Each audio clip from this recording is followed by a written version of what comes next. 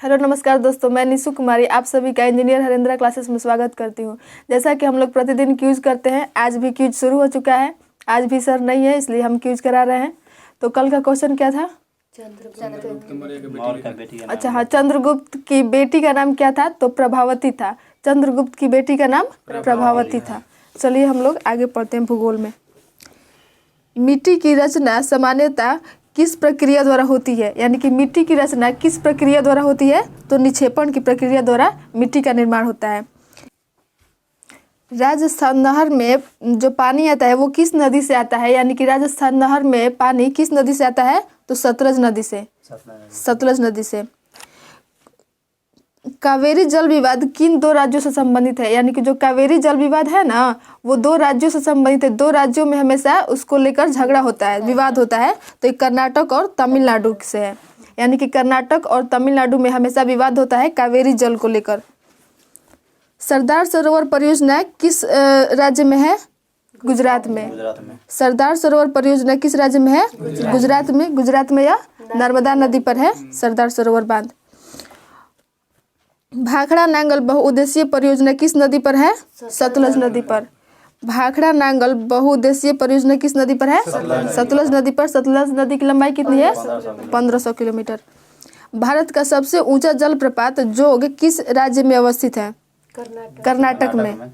भारत का सबसे ऊंचा जलप्रपात जोग जलप्रपात या इसी को गरसोपा भी कहते हैं, जोग या गरसोपा जलप्रपात कर्नाटक में स्थित है। लूनी नदी कहाँ गिरती है? यानी कि लूनी नदी किस में गिरती है? तो कच्छ के रण में। कच्छ का रण कहाँ है? गुजरात में। लूनी नदी कच्छ के रण में गिरती है और कच्छ का रण गुजरात में है। कौन सी नदी एस्चुअरी का निर्माण करती है? तो नर्मदा।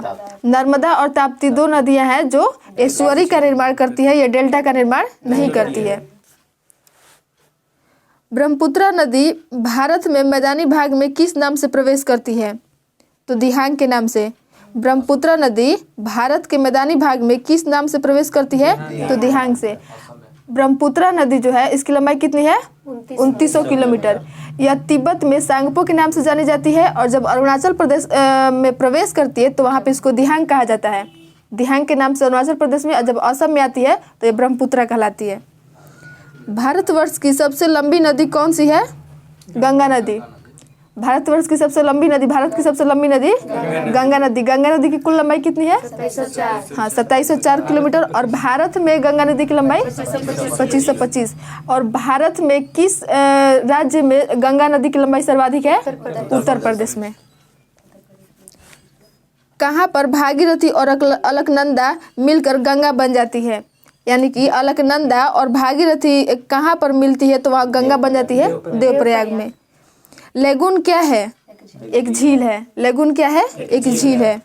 कोयना परियोजना किस राज्य में है? कोयना परियोजना महाराष्ट्र में है। महात्मा गांधी जल विद्युत उत्पादन प्लांट कहाँ स्थित है? किस जलप्रपात पे है? तो जोग जलप्रपात पे। महात्मा गांधी जल विद्युत उत्पादन प्लांट किस प्रपात पर है? तो जोग प्रपात पर। भारत के विद्युत उत्पादन में किस प्रकार के विद्युत का अधिकतम हिस्सा है? तो तापीय विद्युत का। यानी कि जो विद्युत उत्पादन होता है उसमें सर्वाधिक योगदान किसका है? तो तापीय, यानी कि तापीय विद्युत से सर्वाधिक बिजली उत्पन्न होता है, सर्वाधिक विद्युत का उत्पादन होता है। किस नदी को दक्षिण गंगा कहा जाता है? गोदावरी को। दक्षिण गंगा कहेगा तो गोदावरी को, और दक्षिण की गंगा कहेगा तब कावेरी को। ये इसमें बोल रहा है कि दक्षिण गंगा किसे कहा जाता है? तो गोदावरी को। गोदावरी नदी दक्षिण भारत की सबसे लंबी नदी है। गोदावरी की लंबाई कितनी है? 1465 किलोमीटर। और दूसरी दक्षिण भारत की दूसरी सबसे लंबी नदी कृष्णा नदी है, उसकी लंबाई 1400 किलोमीटर। जवाहर सागर, राणा प्रताप सागर तथा गांधी सागर जलाशय किस नदी पर निर्मित है? चंबल नदी पर। जवाहर सागर और राणा प्रताप सागर तथा गांधी सागर जलाशय किस नदी पर निर्मित है? तो चंबल नदी पर है। चिल्का झील किस राज्य में स्थित है? उड़ीसा में। चिल्का झील उड़ीसा में। पुष्कर झील कहाँ अवस्थित है? राजस्थान में। पुष्कर झील राजस्थान में। लोकटक झील किस प्रांत में स्थित है? मणिपुर में। ठीक है, लोकटक झील मणिपुर में है। और मणिपुर में एक मात्र तैरता हुआ राष्ट्रीय उद्यान कौन सा है? किबू लमजाओ। भारत में सबसे लंबा बांध कौन सा है? हीराकुंड बांध। भारत में सबसे लंबा बांध हीराकुंड बांध है। मेटूर बांध किस नदी पर बांधा गया है? कावेरी नदी पर। मेटूर बांध किस नदी पर बांधा गया है? कावेरी नदी पर। कौन सी नदी रिफ्ट घाटी से होकर बहती है? नर्मदा नदी। नर्मदा नदी जो है वो रिफ्ट घाटी से होकर बहती है। कौन सी नदी विंध्य और सतपुड़ा पर्वत श्रृंखला के मध्य से गुजरती है? यानी कि विंध्य पर्वत जो है और सतपुड़ा पर्वत जो है उसके मध्य से होकर कौन सी नदी गुजरती है? नर्मदा नदी। कौन सी नदी? नर्मदा नदी। सतपुड़ा की सबसे ऊंची चोटी कौन सी है? धूपगढ़। नागा अर्जुन परियोजना किस नदी पर बनाई गई है? कृष्णा नदी पर। नागा अर्जुन जो परियोजना है वो कृष्णा नदी पर है। भारत के चावल के कटोरा के रूप में विख्यात क्षेत्र का नाम बताइए। कौन सा क्षेत्र है? छत्तीसगढ़ है और यह कृष्णा गोदावरी डेल्टा क्षेत्र है। जो क्षेत्र है ना वो कृष्णा और गोदावरी का डेल्टा क्षेत्र कहलाता है। और ऐसे राज्य में पूछेगा तो छत्तीसगढ़। माता टीला बहुउद्देशीय परियोजना किस राज्य में स्थित है? उत्तर प्रदेश में। माता टीला बहुउद्देशीय परियोजना किस राज्य में है? उत्तर प्रदेश में। कौन सी सबसे बड़ा नदी बेसिन किस नदी का है? गंगा नदी का। गंगा नदी का जो बेसिन है वो सबसे बड़ा बेसिन है। रिहंद बांध किस राज्य में है? उत्तर प्रदेश में। रिहंद बांध जो है वो उत्तर प्रदेश में है, रिहंद नदी पर ही है। घाना पक्षी अभयारण्य किस राज्य में अवस्थित है? राजस्थान में। घाना पक्षी अभयारण्य राजस्थान में स्थित है। दाची ग्राम अभयारण्य भारत के किस राज्य में अवस्थित है? जम्मू कश्मीर में। जो दाची ग्राम अभयारण्य है वो जम्मू कश्मीर में स्थित है। भारतीय गैंडे कहाँ पाए जाते हैं? काजीरंगा में। काजीरंगा अभयारण्य में भारतीय गैंडे पाए जाते हैं। काजीरंगा किसके लिए प्रसिद्ध है? एक सींग वाले गैंडे के लिए। ठीक है। यह काजीरंगा राष्ट्रीय उद्यान कहाँ पर है? किस राज्य में? असम में। और एशियाई सिंह के लिए कौन सा प्रसिद्ध है? गिर राष्ट्रीय उद्यान जो है वो एशियाई सिंह के लिए प्रसिद्ध है। यानी कि एशियाई शेर के लिए गिर राष्ट्रीय उद्यान प्रसिद्ध है। और गिर राष्ट्रीय उद्यान कहाँ है? गुजरात में। रणथंभौर वन्य प्राणी अभयारण्य है यह भारत के किस प्रदेश में है तथा किसके लिए प्रसिद्ध है? जो रणथंभौर वन्य प्राणी अभयारण्य है ये किस राज्य में है? तो राजस्थान में। और यह किसके लिए प्रसिद्ध है? तो बाघ के लिए। यह बाघ के लिए प्रसिद्ध है। कौन सा अभयारण्य विश्व धरोहर घोषित किया गया है? कौन सा अभयारण्य है जो विश्व धरोहर घोषित किया गया है? तो गिर राष्ट्रीय उद्यान यानी कि केवलादेव है। कौन सा अभयारण्य विश्व धरोहर घोषित किया गया है? तो केवलादेव। केवलादेव राष्ट्रीय उद्यान को विश्व धरोहर घोषित किया गया है। एशियाई शेरों के शरण स्थल या गृह के नाम से कौन सा राष्ट्रीय उद्यान विख्यात है? यानी कि वही एशियाई सिंह के लिए कौन सा राष्ट्रीय उद्यान विख्यात है? गिर राष्ट्रीय उद्यान। कहाँ है? गुजरात में। विश्व का एकमात्र तैरने वाला राष्ट्रीय उद्यान किबू लमजाओ नेशनल पार्क किस राज्य में है? मणिपुर में। अभी थोड़ा देर पहले बताए थे। कौन सी प्राचीन नगरी का नाम दो नदियों के नाम से लिया गया है? कौन सा ऐसा नगरी है जिसका नाम दो नदियों के नाम से लिया गया है? तो वाराणसी। वाराणसी जो नगर है वो दो नदियों के नाम से लिया गया है। प्रथम तेल परिष्करण संयंत्र कहाँ स्थापित किया गया है? जो प्रथम तेल परिष्करण संयंत्र है वो कहाँ पे? डिगबोई में। डिगबोई कहाँ है? असम में। कौन सा राज्य मूंगफली का सबसे बड़ा उत्पादक है? गुजरात। मूंगफली का सबसे बड़ा उत्पादक राज्य कौन सा है? गुजरात। अधिकतर चट्टानों एवं खनिजों में किस तत्व की बहुलता होती है? सिलिकॉन की। बोल रहा है कि अधिकतर जो चट्टान और खनिज है उसमें किस तत्व की सबसे ज्यादा मात्रा होती है? सिलिकॉन की। पोर्टलैंड सीमेंट का मुख्य तत्व क्या है? पोर्टलैंड जो सीमेंट होता है उसका मुख्य तत्व क्या है? तो चूना, सिलिका तथा एल्यूमिना। चूना, सिलिका तथा एल्यूमिना। पेट्रोलियम कहाँ पाया जाता है? यानी कि किस प्रकार के चट्टान में पेट्रोलियम पाया जाता है? तो औषधि चट्टान में। मेलाकाइट किस धातु का खनिज है? मेलाकाइट जो खनिज है वो किस धातु का है? तांबा का। कोलार की खानों से किस धातु का उत्पादन होता है? यानी कि कोलार का जो खान है उससे किस धातु का उत्पादन होता है? सोना का। सोना का उत्पादन होता है। कोलार खान कहाँ है? कर्नाटक में। कोलार खान जो है वो कर्नाटक में है और इससे सोने का उत्पादन होता है यानी कि सोने की खान है। राजस्थान की खेतड़ी परियोजना किसके उत्पादन के लिए है? तांबा के उत्पादन के लिए, यानी कि जो राजस्थान की खेतड़ी परियोजना है ना, वहाँ से तांबा अधिकतम निकलता है। चूने का पत्थर किस तरह का चट्टान है? सेडिमेंट्री। चूने का जो पत्थर है ना, वो सेडिमेंट्री तरह के एक चट्टान है। चूना पत्थर की चट्टान क्रियांतरित हो जाती है तब बनती है जब चूना पत्थर जो है, चूना पत्थर की जो चट्टान है वो जब क्रियांतरित होती है तब वो क्या बनती है? संगमरमर। तब वो क्या बनती है? संगमरमर। भारत में हीरे की खान कहाँ स्थित है? भारत में हीरे की खान कहाँ स्थित है? मध्य प्रदेश में। मध्य प्रदेश के पन्ना जो खान है, पन्ना से हीरे का उत्पादन होता है। बेला डीला जो छत्तीसगढ़ में, वो किस लिए प्रसिद्ध है? तो लौह अयस्क के लिए। बेला डीला जो है वो छत्तीसगढ़ में एक जगह है, यह किस लिए प्रसिद्ध है? तो लौह अयस्क के लिए, यानी कि बेला डीला से लौह अयस्क का उत्पादन होता है। भारत में यूरेनियम कहाँ पाया जाता है? तो सिंहभूम जिला में, सिंहभूमि में। और सिंहभूमि कहाँ है? झारखंड में। भारत में यूरेनियम कहाँ पाया जाता है? सिंहभूमि, झारखंड में। लौह का शुद्धतम प्रकार कौन सा है? Wrought iron. लोहा का जो है वो शुद्धतम प्रकार, शुद्धतम रूप लोहा का कौन सा है? तो रॉट आयरन। जावर खाने किससे संबंधित है? यानी कि जावर जो खाने हैं वो किसका उत्पादन करती है? तो जिंक अयस्क का।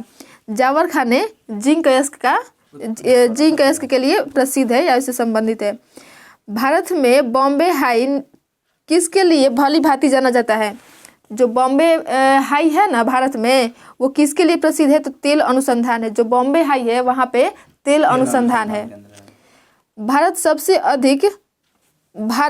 अधिक किसका आयात करता है? सल्फर का, यानी कि गंधक का।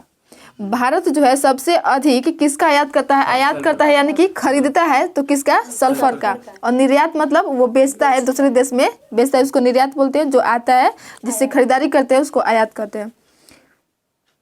भारत के किस क्षेत्र में चूड़ी उद्योग स्थापित है? यानी कि चूड़ी उद्योग जो है वो किस क्षेत्र में स्थापित है?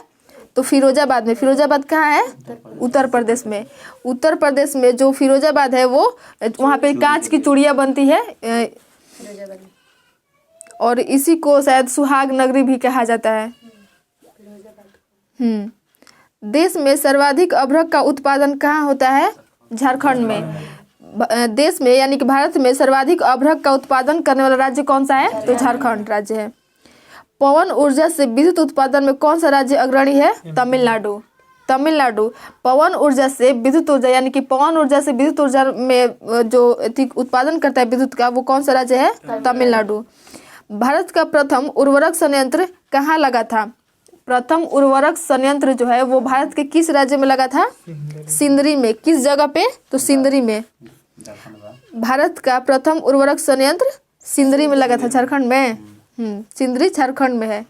नहवा सेवा बंदरगाह परियोजना किस राज्य में है? महाराष्ट्र में। नहवा सेवा बंदरगाह मुंबई में स्थित है। इसको जवाहरलाल नेहरू बंदरगाह भी कहा जाता है। नहवा सेवा बंदरगाह को जवाहरलाल नेहरू बंदरगाह भी कहा जाता है। यह मुंबई में स्थित है। जवाहरलाल नेहरू बंदरगाह ये भी मुंबई में है। वही नहवा सेवा बंदरगाह को ही जवाहरलाल नेहरू बंदरगाह कहा जाता है। भटकल बंदरगाह कहाँ स्थित है? कर्नाटक में। भटकल बंदरगाह कहाँ स्थित है? कर्नाटक में। कौन सा बंदरगाह मुक्त व्यापार क्षेत्र है? यानी कि भारत का कौन सा बंदरगाह है जो मुक्त व्यापार क्षेत्र है? तो कांडला। कांडला बंदरगाह किस राज्य में है? गुजरात में। कौन सा बंदरगाह मुक्त व्यापार क्षेत्र है? तो कांडला हो गया। पूर्वी समुद्री तट पर कौन सा कृत्रिम बंदरगाह स्थित है? जो पूर्वी समुद्री तट है वो पूर्वी नहीं पश्चिमी है मुंबई, चेन्नई। पूर्वी तट पर स्थित कृत्रिम बंदरगाह कौन सा है? चेन्नई। चेन्नई और तमिलनाडु में तो हो गया चेन्नई। और कौन कौन सा है? तूतीकोरिन बंदरगाह है, एन्नौर है, ओरीविल्ले बंदरगाह है, और चेन्नई तो हो ही गया। हाँ, कन्याकुमारी है। भारत के पश्चिमी समुद्र तट पर वर्षा किस मानसून से होती है? तो दक्षिण पश्चिम मानसून से। भारत के पश्चिमी समुद्र तट पर वर्षा किस मानसून से होती है? तो दक्षिण पश्चिमी मानसून से। और भारत में जो सर्वाधिक वर्षा है यानी कि लगभग 80% वर्षा किससे होती है? हाँ, दक्षिण पश्चिमी मानसून से। और जो तमिलनाडु का जो क्षेत्र है वो लौटती हुई मानसून है, यानी कि दक्षिण और पूर्वी मानसून से, उत्तर पूर्वी मानसून से होता है। सर्वाधिक वर्षा किस जगह होती है? तो मानसीन में। सर्वाधिक वर्षा किस जगह होती है? मानसीन में।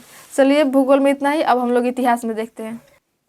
चलिए अब हम लोग आगे इतिहास पढ़ते हैं। भारत की प्रथम महिला शासिका कौन थी? रजिया सुल्तान। भारत की प्रथम महिला शासिका रजिया सुल्तान थी। शिवाजी की राजधानी कहाँ थी? रायगढ़। शिवाजी की राजधानी रायगढ़ थी। शिवाजी का जन्म शिवनेर दुर्ग में हुआ था। शिवाजी की मृत्यु 1680 में हुई थी। और शिवाजी के जो राजनीतिक गुरु थे वो कौन थे? कोंडदेव। शिवाजी के राजनीतिक गुरु कोंडदेव थे और उनके धार्मिक गुरु रामदास थे। शिवाजी का जो राज्याभिषेक हुआ था वो रायगढ़ में हुआ था 1674 ईस्वी में।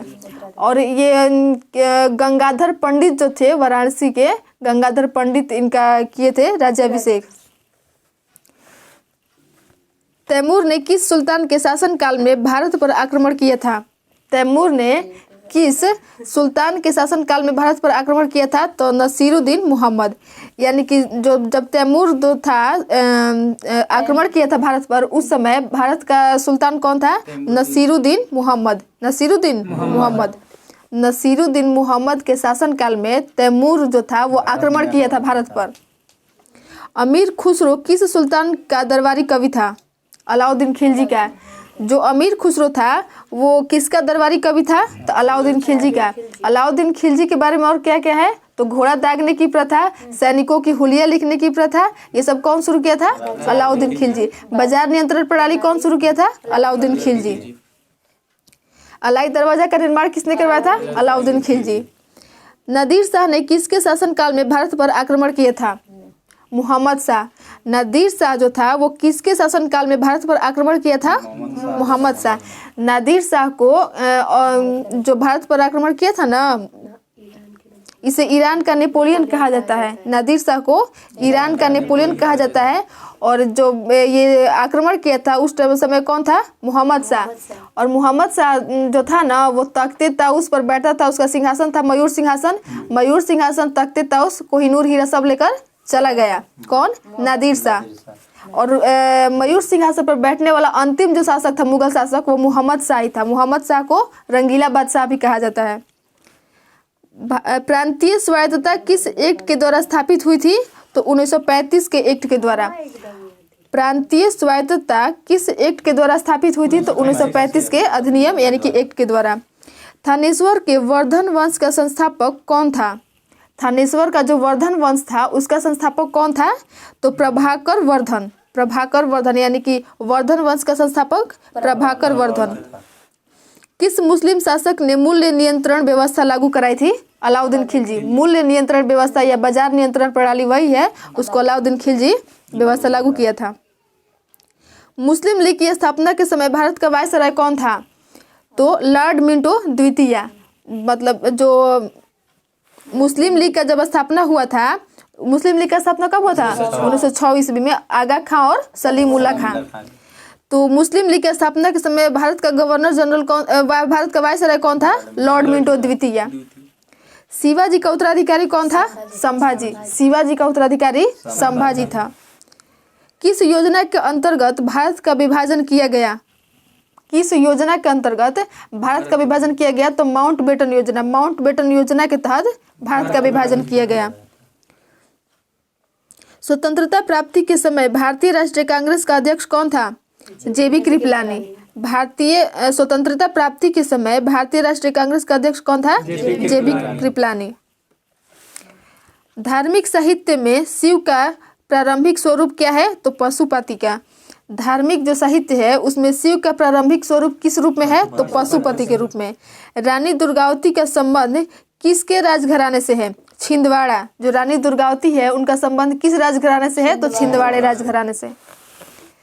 सरदार वल्लभ भाई पटेल के नेतृत्व में बारदोली आंदोलन कब हुआ था? 1928 ईस्वी में। 1928 ईस्वी में बारदोली सत्याग्रह हुआ था सरदार वल्लभ भाई पटेल के नेतृत्व में। और सरदार वल्लभ भाई पटेल को सरदार की उपाधि कब मिली थी? तो यही जो बारदोली सत्याग्रह हुआ था ना, उसी के समय में जो बारदोली की महिलाएं थी उनकी तरफ से महात्मा गांधी इनको सरदार की उपाधि दिए थे। मतलब बारदोली की महिलाओं ने कहा कि आप इन्हें सरदार की उपाधि दीजिए, तो महिलाओं की ओर से महात्मा गांधी इन्हें सरदार की उपाधि दिए थे। भारतीय राष्ट्रीय कांग्रेस का अध्यक्ष निर्वाचित होने वाला प्रथम यूरोपीय कौन था? तो जॉर्ज यूल।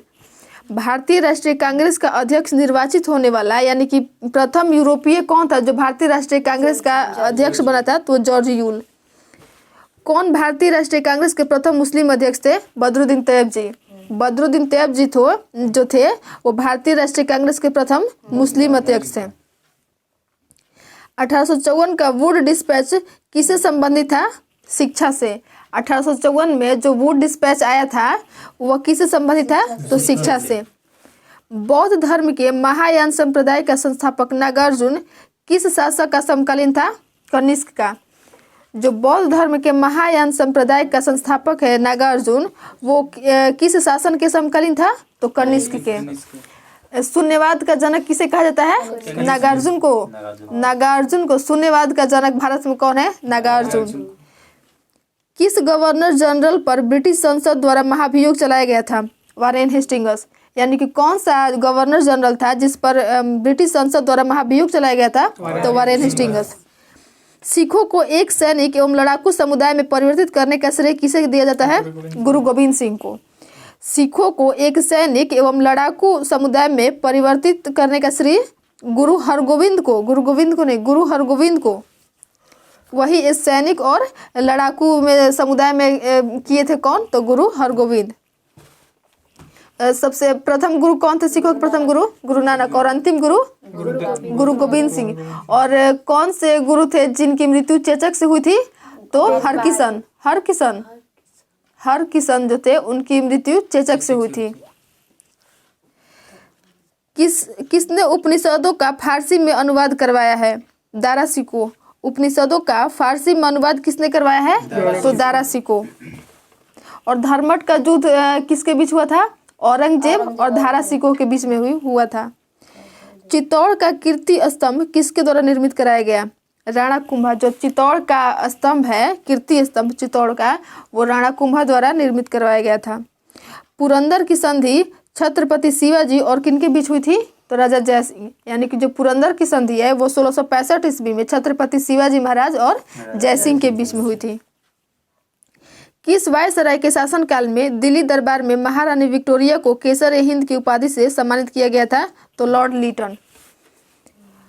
लॉर्ड लीटन जो वायसराय था उसी के शासनकाल में दिल्ली दरबार में महारानी विक्टोरिया को केसर-ए-हिंद की उपाधि से सम्मानित किया गया था। लॉर्ड वेलेस्ली ने पेशवाओं के साथ कौन सी सहायक संधि की थी? तो बेसिन की संधि। जो लॉर्ड वेलेस्ली थे वो पेशवाओं के साथ कौन सी सहायक संधि किए थे? तो बेसिन की संधि। द्रविड़ वैष्णव भक्तों को क्या कहा जाता है? अलवार। जो द्रविड़ वैष्णव भक्त है उनको क्या कहा जाता है? अलवार। और जो शिव के थे उनको क्या कहा जाता है? नैनार। जो शिव भक्त थे उनको नैनार और द्रविड़ के वैष्णव भक्त को अलवार। किस राजा के शासन काल में अष्टप्रधान मंत्री परिषद हुआ करती थी? तो शिवाजी। शिवाजी के जो शासन काल में है ना, उनकी मंत्री परिषद को अष्टप्रधान कहा जाता था। उनमें जो 8 थे रत्न, उनको अष्टप्रधान कहा जाता था। अजमेर स्थित 2.5 दिन का झोपड़ा पहले क्या था? संस्कृत विद्यालय। जो 2.5 दिन का झोपड़ा उससे पहले वो क्या था? संस्कृत विद्यालय। और इसका निर्माण किसने करवाया था?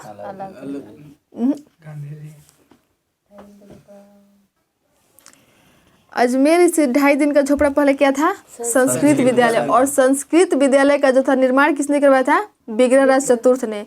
जो अजमेर में स्थित है 2.5 दिन का झोपड़ा, वो पहले एक संस्कृत विद्यालय था और उस संस्कृत विद्यालय का निर्माण विग्रहराज चतुर्थ ने करवाया था। और जब वो संस्कृत विद्यालय नहीं था तो वहाँ पे 2.5 दिन का झोपड़ा बना, जिसका निर्माण किसने करवाया था? कुतुबुद्दीन ऐबक। कुतुबुद्दीन ऐबक ने 2.5 दिन का झोपड़ा बनवाया था। और ये कहाँ है? तो अजमेर राजस्थान में है। भक्ति आंदोलन का जन्मदाता किसे माना जाता है? रामानुजाचार्य को। भक्ति आंदोलन का जन्मदाता किसको माना जाता है? तो रामानुजाचार्य को। स्वाधीनता हमारा लक्ष्य है और हिंदुत्व ही हमारी यह आकांक्षा पूरी कर सकती है, यह कथन किसका है? तो अरविंद घोष का। स्वाधीनता हमारा लक्ष्य है और हिंदुत्व ही हमारी यह आकांक्षा पूरी कर सकती है, यह किसका कथन है? अरविंद घोष का। कलकत्ते से प्रकाशित उदंत मार्तंड अखबार का प्रकाशन किसने किया था? तो पंडित जुगल किशोर। जो कलकत्ता से प्रकाशित था उदंत मार्तंड अखबार, इसका प्रकाशन किसने किया था? पंडित जुगल किशोर। किस ब्रिटिश जनरल ने झांसी की रानी लक्ष्मीबाई को विद्रोहियों का सर्वोत्तम एवं सबसे बहादुर नेता बताया है? Sir Hugh Rose. किस ब्रिटिश जनरल ने झांसी की रानी लक्ष्मीबाई को विद्रोहियों का सर्वोत्तम एवं सबसे बहादुर नेता बताया है? Sir Hugh Rose. सर ह्यूरोज ही बोला था कि यह क्रांतिकारियों में एकमात्र मर्द थी। सर ह्यूरोज ही बोला था रानी लक्ष्मीबाई को। पेरियार नाम से कौन प्रसिद्ध है? पेरियार नाम से कौन प्रसिद्ध है? तो ई.वी. रामास्वामी नायर। ई.वी. रामास्वामी नायर जो हैं वो पेरियार नाम से प्रसिद्ध हैं। बंकिम चंद्र चटर्जी द्वारा 1873 में स्थापित एवं संपादित बंगाली मासिक पत्रिका का नाम क्या था? बंग दर्शन। यानी कि बंग दर्शन का संपादन किसने किया था? बंकिम चंद्र चटर्जी 1873 ईस्वी में इसकी स्थापना किए थे। यह एक बंगाली मासिक पत्रिका थी, बंग दर्शन। बाल गंगाधर तिलक को फादर ऑफ इंडियन अर्नेस्ट किसने कहा था? वैलेंटाइन सिरोल। बाल गंगाधर तिलक को फादर ऑफ इंडियन अर्नेस्ट यानी कि असंतोष का जनक किसने कहा था? तो वैलेंटाइन सिरोल। वैलेंटाइन सिरोल ने भारत को बाल गंगाधर तिलक को बोले थे फादर ऑफ इंडियन अर्नेस्ट यानी कि असंतोष का जनक। बाल गंगाधर की दो पत्रिका फेमस थी, कौन कौन? केसरी और मराठा।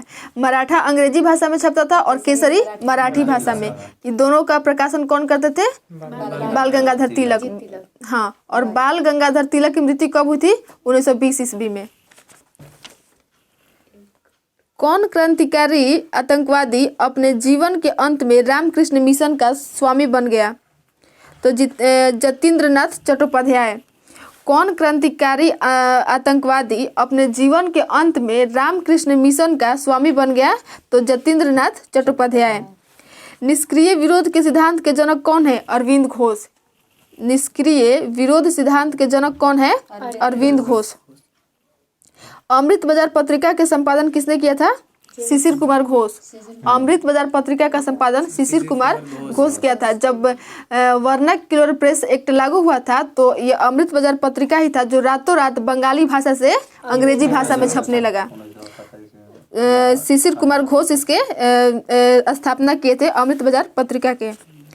तमिल पत्रिका कुडी अरासू का संस्थापक कौन था? तमिल पत्रिका कुडी अरासू का संस्थापक कौन था? तमिल पत्रिका कुडी अरासू का संस्थापक कौन है? ई.वी. रामास्वामी। यानी कि तमिल पत्रिका कुडी अरासू। कुडी अरासू जो है एक तमिल पत्रिका है और इसका संस्थापक कौन है? ई.वी. रामास्वामी। ब्रिटिश सरकार द्वारा मानव बलि बंद किए जाने के प्रयासों के कारण किस जनजाति ने विद्रोह किया? खोंड। ब्रिटिश सरकार द्वारा मानव बलि बंद किए जाने के प्रयासों के कारण किस जनजाति ने विद्रोह किया था? खोंड। यानी कि जो पहले मानव बलि दिया जाता था, मानव बलि दिए जाने की जो प्रथा थी, तो ब्रिटिश सरकार बोले कि इसको बंद कर दो मानव बलि को। तो जब मानव बलि को बंद किया जाने लगा, प्रयास किया जाने लगा ब्रिटिश सरकार की तरफ से, तो कौन जनजाति विद्रोह कर दिया? खोंड। खोंड का कहना था कि हम मानव बलि को बंद नहीं करेंगे। उराव विद्रोह का नेता कौन था? जतरा भगत। उराव जो विद्रोह था उसका नेता कौन था? जतरा भगत। बम्बई में all India trade union Congress की स्थापना कब हुई? 1920 ईस्वी में। बम्बई में all India trade union Congress की स्थापना 1920 ईस्वी में। किस काल में भारत में मजदूर आंदोलन पर कम्युनिस्ट विचारधारा का प्रभाव पड़ा? किस काल में भारत में मजदूर आंदोलन पर कम्युनिस्ट विचारधारा का प्रभाव पड़ा? 1924 से 34 ईस्वी। 1924 से 34 ईस्वी में। उपनिषद जिन्हें वेदांत के नाम से जाना जाता है उनकी संख्या कितनी है? 108। यानी कि उपनिषद जिन्हें वेदांत के नाम से जाना जाता है उनकी संख्या कितनी है? 108। और वेद की संख्या कितनी है? 4। वेद की संख्या 4, वेदांग की संख्या 6 और उपनिषद की संख्या 108 और पुराण की संख्या 18। ठीक है। मौर्य वंश का अंतिम शासक कौन था? बृहद्रथ। मौर्य वंश का अंतिम शासक बृहद्रथ। और मौर्य वंश का संस्थापक कौन था? चंद्रगुप्त मौर्य। मौर्य वंश का संस्थापक चंद्रगुप्त मौर्य और अंतिम शासक बृहद्रथ। कलहड़ की रजत रंगनी में किसके बारे में वर्णित है? कश्मीर के राजाओं का इतिहास। यानी कि जो रजत रंगनी है, कलहड़ की रजत रंगनी जो पुस्तक है उसके लेखक कौन है? कलहड़। रजत रंगनी पुस्तक के लेखक कलहड़ है और रजत रंगनी जो पुस्तक है उसमें किसके बारे में उल्लेख है? रजत रंगनी में जम्मू कश्मीर के जो राजा थे उनके राजाओं का इतिहास है। संथालों के प्रसिद्ध विद्रोह का नेतृत्व किसने किया? सिंधु एवं कान्हू ने। संथाल के प्रसिद्ध विद्रोह का नेतृत्व किसने किया था? तो सिंधु एवं कान्हू ने। ऋग्वेद में सूक्तों की संख्या कितनी है? 1028। ऋग्वेद में सूक्तों की संख्या 1028। मंडल कितने हैं? 10 मंडल है और 1028 सूक्त है। इसमें तीसरा जो मंडल है वो किसको समर्पित है? ना, 9वें मंडल सोम देवता को और तीसरे मंडल में गायत्री मंत्र का उल्लेख है। जो ऋग्वेद के तीसरा मंडल है उसमें गायत्री मंत्र का उल्लेख है और जो 9वां मंडल है वो सोम देवता को समर्पित है। हाँ, 10,462 ऋचाएं हैं। महात्मा गांधी द्वारा कांग्रेस के अध्यक्ष पद का दायित्व कब ग्रहण किया गया था? 1924 में। 1924 का जो बेलगांव अधिवेशन था उसके अध्यक्षता कौन किए थे? महात्मा गांधी। 1924 का बेलगांव अधिवेशन ये कहाँ हुआ था? बेलगांव कहाँ है? कर्नाटक में। ठीक है दोस्तों, आज के लिए बस इतना है। कल के लिए हमारा क्वेश्चन है कि भारतीय राष्ट्रीय कांग्रेस के कौन से सम्मेलन में महात्मा गांधी प्रथम बार भाग लिए थे? भारतीय राष्ट्रीय कांग्रेस किस ईस्वी में महात्मा गांधी भारतीय राष्ट्रीय कांग्रेस के सम्मेलन में सम्मिलित हुए थे? तब तक के लिए जय हिंद, जय भारत। आज यहीं पे क्विज समाप्त करते हैं।